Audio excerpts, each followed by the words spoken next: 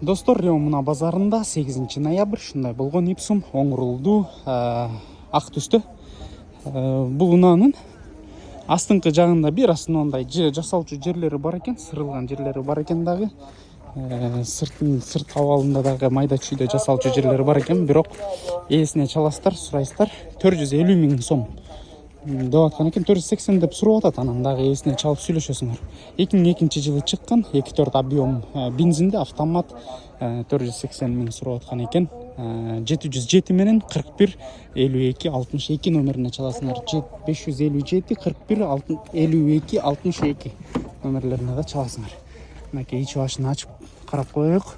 Монитор, задний камерасы бар, сиденьялары ушундай болгон матадан, материалдан да. Арткы сиденьясы дагы жакшы абалда экен дагы, 3-чү катары бар туугандар.